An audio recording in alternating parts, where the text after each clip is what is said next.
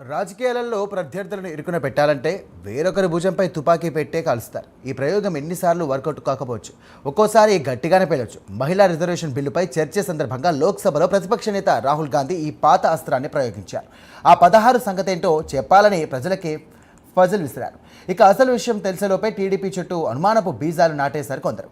ఇంతకీ రాహుల్ గాంధీ చెప్పాలనుకున్నటువంటి 16 అంకె గుట్టేంటి? ఇందులో టీడీపీకి సంబంధం ఉందా? Prime 9 exclusive story. గాంధీ చెప్పిన ఆ 16 సంగతి ఏంటి? రాహుల్ చెప్పిన ఆ 16కు టీడీపీకి సంబంధం ఉందా?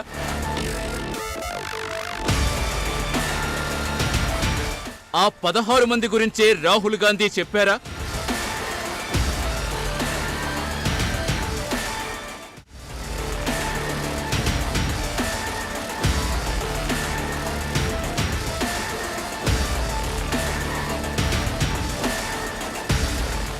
My phone 16th of April. And I was like, my God, how crazy. That's the number. 16. This 16 number. This is the number. The whole answer to the riddle is in the number 16. Everything is in the number 16. Now, if anybody understands what I'm saying, please send me a message. And on Twitter you can tell what it is, but the answer to your problems, and you're going to find out very soon, is in the number 16. Thank you, sir.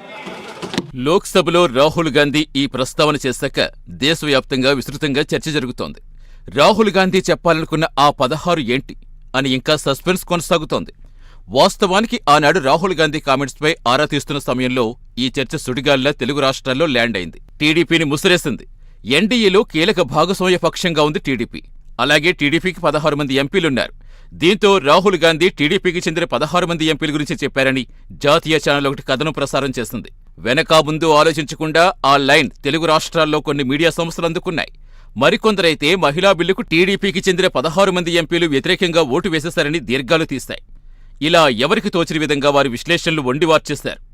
టీడీపీని వివరణ అడిగింది లేదు, వాస్తవం ఏంటో రాహుల్ గాంధీ చెప్పింది లేదు. కానీ నిజం గడప దాటేలోపు అబద్ధం ఊరంతా చుట్టొచ్చినట్టుగా టీడీపీపై బురజల్లే ప్రయత్నం చేశారు. ఈ విషయంలో ఒక ప్రాంతీయ పార్టీ ఢిల్లీ స్థాయిలో బలంగా విషప్రచారం చేసినట్టుగా హస్తినిలో చెవులు కొరుక్కుంటున్నారు.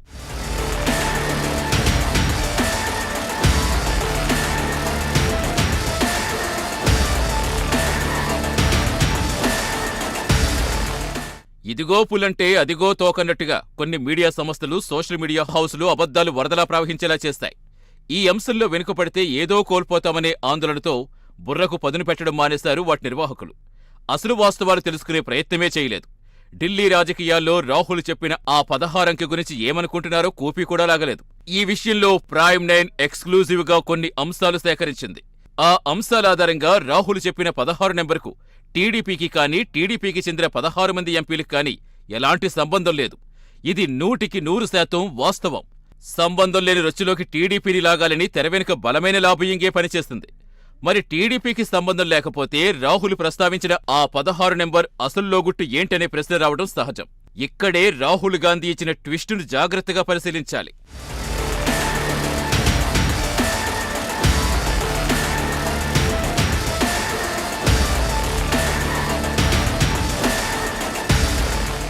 రాహుల్ గాంధీ 16 మంది గురించి చెప్పాలనుకున్నారు.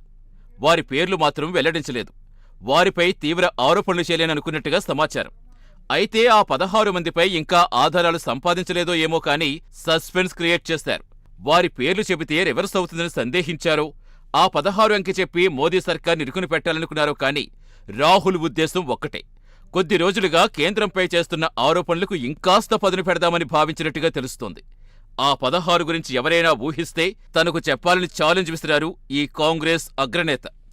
ఇక్కడే మరో గమ్మత్తు కూడా ఉంది. రాహుల్ చెప్పాలనుకున్న ఆ 16 ఏంటో కేంద్రంలో పెద్దలు వెంటనే పసిగట్టేశారు.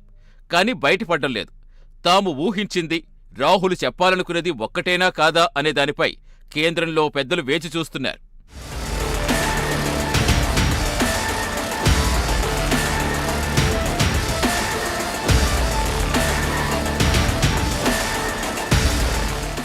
అసలు వాస్తవాలు ఎలా ఉంటే ఎవరో రాజేసిన నిపుణు టీడీపీ వరకు తీసుకొచ్చారు కొందరు.